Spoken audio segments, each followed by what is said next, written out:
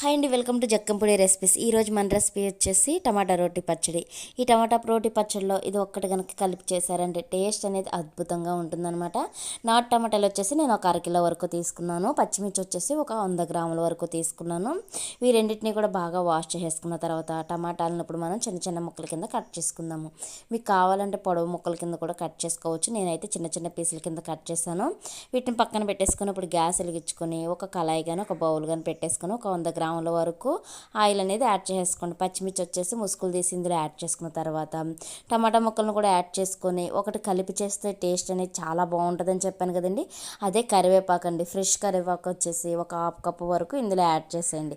Add చేసేసి ఒకసారి కలిపేయండి. కలిపేసి మూత పెట్టేసి కొంచెం కుక్ అయిన తర్వాత చిన్న నిమ్మకాయ సైజ్ అంతా చింతపండు కూడా ఇందులో యాడ్ చేసుకోండి. మీరు పులుపు తక్కువ తినేవారైతే కొంచెం తగ్గించి యాడ్ చేసుకోవచ్చు, లేదా మీరు కరెక్ట్గా పులుపు అనేది సరిపోవాలి అంటే ఇదిగోండి నేను యాడ్ చేశాను కదా, అంత చింతపండు యాడ్ చేసుకుంటే సరిపోతుంది. ఒకసారి ఇలా కలిపేసుకున్న తర్వాత మూత పెట్టేసి ఇందులో ఉన్న వాటర్ మొత్తం కుక్ అయిపోయి ఆయిల్ పైకి తేలే వరకు కూడా బాగా కుక్ చేసుకోవాలన్నమాట. ఒక 10 మినిట్స్ మనం లో ఫ్లేమ్లో పెట్టేసి కుక్ చేసుకుంటే మనకి దగ్గరికి వచ్చేస్తాయి ఈ టమాటాలు అనేది. ఇప్పుడు చూడండి, మీకు ఎలా కుక్ అయ్యో చూపిస్తాను. ఇదిగోండి ఇలా కుక్ అవ్వాలన్నమాట. మనకి టమాటాల పైన ఉన్న స్కిన్ మొత్తం సెపరేట్ అయిపోవాలి, ఆయిల్ పైకి తేలాలి, ఇందులో ఉన్న వాటర్ మొత్తం కుక్ అయిపోయి ఇప్పుడు రోల్ని శుభ్రంగా ఇలా కడిగేసిన తర్వాత ఈ టమాటాలు పచ్చిమిర్చిని కూడా మొత్తం ఇందులో యాడ్ చేసుకుందాం.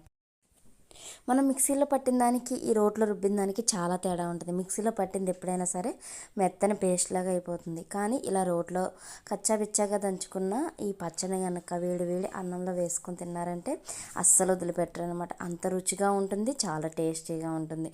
ఇదిగోండి ఇలా మొత్తం టమాటాలు పచ్చిమిర్చి నలిగేటట్టు బాగా ఇలాగ రుబ్బేసుకోవాలన్నమాట. మనం కచ్చాపిచ్చాగా మాత్రమే రుబ్బుకోవాలండి, మరీ ఎక్కువగా రుబ్బేసామంటే మెత్తగా అయిపోతుంది.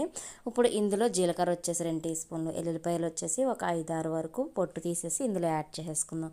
ఇలా యాడ్ చేసుకున్న తర్వాత స్లోగా ఇలా దంపుకొని బాగా రుబ్బేసుకోవాలన్నమాట. మరీ ఎక్కువగా మెత్తగా అయిపోయిందంటే మనకి రైస్లోకి అంత బాగోదు.